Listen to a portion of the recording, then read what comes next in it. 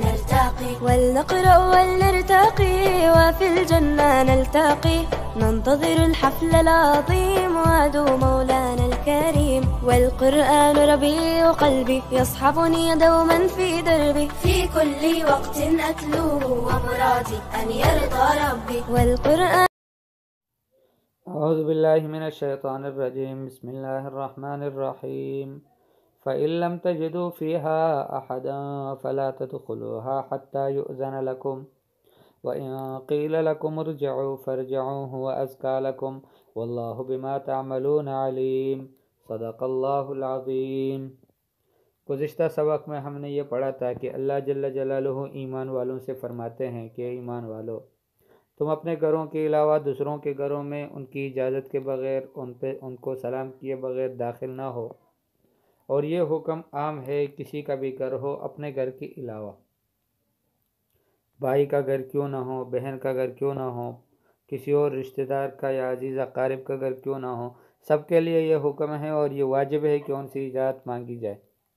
کبھی کبھی آدمی کسی حالت میں ایسی حالت میں ہوتا ہے کہ کسی کا استقبال وہ نہیں کرنا پسند کرتا، تو ایسی حالت میں ان کے گھر میں داخل ہو جانا یہ ان کے لیے اذیت کا باعث ہے، اور کسی بھی مسلمان کو اذیت پہنچانا حرام ہے، تو اس وجہ سے یہ ضروری ہے کہ ان سے پہلے اجازت مانگی جائے۔ اجازت کے بھی مختلف طریقے ہیں، لیکن عام اور آسان بات یہ ہے کہ جس ملک میں جو طریقہ رائج ہو، جیسے ہمارے ملکوں میں ابھی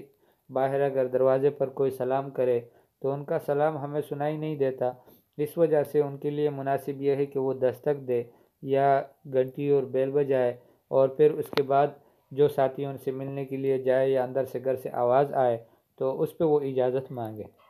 اور پھر اپنا تعارف بھی اچھے طریقے سے کرائے۔ یہ بھی حضور صلی اللہ علیہ وسلم نے بتایا۔ ایک صحابی رضی اللہ تعالیٰ عنہ جابر رضی اللہ تعالیٰ عنہ کے بارے میں ہے کہ حضور صلی اللہ علیہ وسلم سے ملنے آئے تو حضور صلی اللہ علیہ وسلم نے فرمایا کہ من بالباب، دروازے میں کون ہے؟ تو جابر رضی اللہ تعالیٰ عنہ نے فرمایا انا، تو حضور صلی اللہ علیہ وسلم بار بار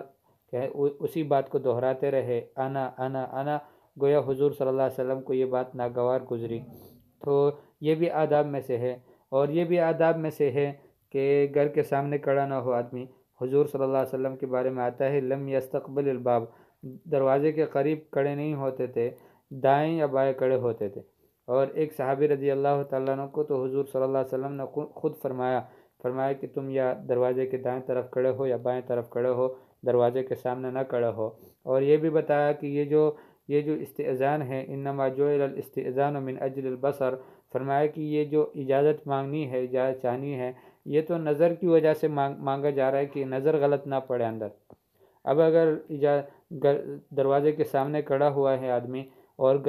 سارا گھر وہ خود ملاحظہ فرماتا ہے، اب اس کے بعد ان کو اجازت لینے کی کیا ضرورت ہوگی؟ اجازت کیوں لے؟ تو اس وجہ سے بتایا کہ یہ جو اجازت مانگی جاتی ہے یہ اسی لیے مانگی جاتی ہے کہ کہیں ناحق اور غلط جگہ پہ ان کی نظر نہ پڑے۔ اور یہ بھی بتایا گیا کہ اگر گھر میں کوئی اپنا رشتہ دار ہو تو ان سے بھی اجازت مانگے، یہ واجب ہے۔ لیکن یہ ہے کہ اگر گھر ایسا ہے کہ اس میں صرف میاں بیوی رہتے ہیں تو کیا پھر بھی ان کو اجازت بیوی سے لینی پڑے گی، یا ان کو سلام بھی اور یہ ساری چیزیں ضروری ہوگی؟ تو حضور صلی اللہ علیہ وسلم نے اس کی بھی تعلیم بتائی ہے، اور حضرت عبداللہ ابن مسعود رضی اللہ تعالیٰ عنہ کی بیوی حضرت زینب رضی اللہ تعالیٰ عنہ فرماتی ہیں کہ عبداللہ ابن مسعود رضی اللہ تعالیٰ عنہ جب کبھی گھر میں داخل ہوتے تھے تو ضرور کچھ اس طرح کی کیفیت اختیار کرتے کہ جس سے ہمیں ان کے آنے کا پتہ چلتا۔ پاؤں کی آہٹ سے تھوڑا زور سے پاؤں کو زمین پر مارتے، یا کوئی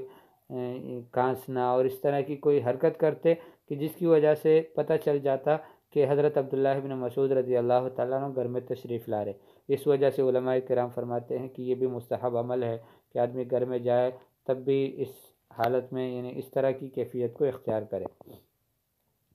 اب یہ ہے کہ فَإِن لَمْ تَجِدُوا فِيهَا أَحَدًا، اگر گھر میں گئے اور وہاں کوئی آپ کو ملا نہیں، فَلَا تَدْخُلُوهَا، کسی کے گھر میں گئے تو وہ گھر میں کوئی نہیں تھا تو فرمایا کہ ایسی گھروں میں نہ داخل ہو حَتَّى يُؤْذَنَ لَكُمْ، جب تک تمہیں اجازت نہ ملے۔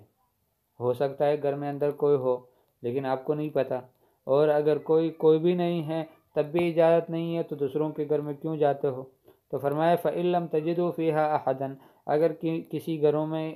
آپ کو کوئی نہ ملا فلا تدخلوها تو ان میں داخل نہ ہو حتی یؤذن لکم جب تک تمہیں اجازت نہ مل جائے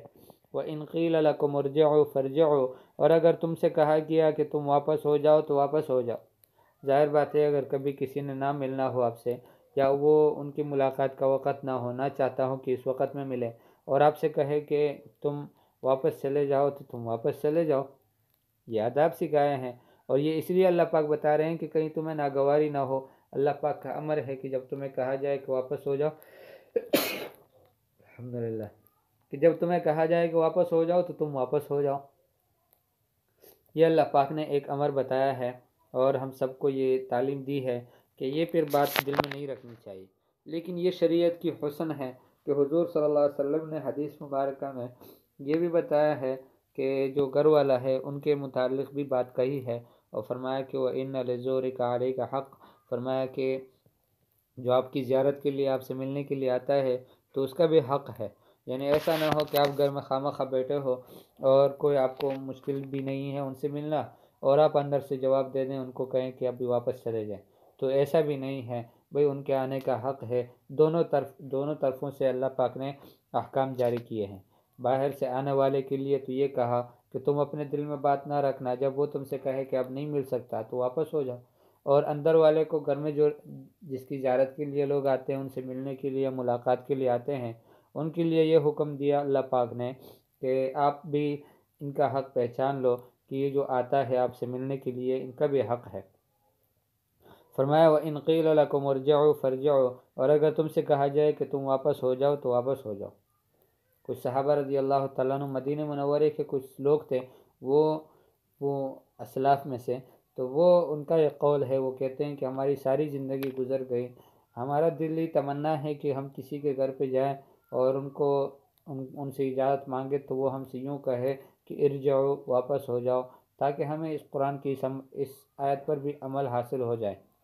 لیکن فرمایا کہ یہ تمنا اب تک پوری نہیں ہوئی۔ وہ ازکا لکم یہ تمہارے لیے زیادہ پاکیزگی کی چیز ہے، واللہ بما تعملون علیم اور اللہ پاک جو تم کرتے ہو اس سے جانتا ہے،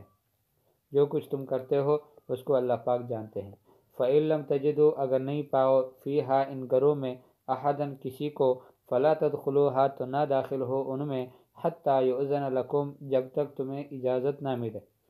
وَإِنْ قِیلَ لَکُمْ اور اگر کہا جائے تم سے ارجعوا کہ واپس ہو جاؤ فارجعوا تو واپس ہو جاؤ، یعنی پھر جاؤ تو تم واپس پھر جاؤ۔ هو ازکا لکم یہ تمہارے لیے زیادہ پاکیزگی کی چیز ہے، واللہ بما تعملون علیم اور اللہ ہی جانتا ہے جو تم کرتے ہو۔ واللہ اور اللہ پاک بما تعملون جو تم کرتے ہو علیم جاننے والا ہے۔ اللہ پاک ہم سب کو قرآنی تعلیمات پر عمل کرنے کی توفیق نصیب فرمائے۔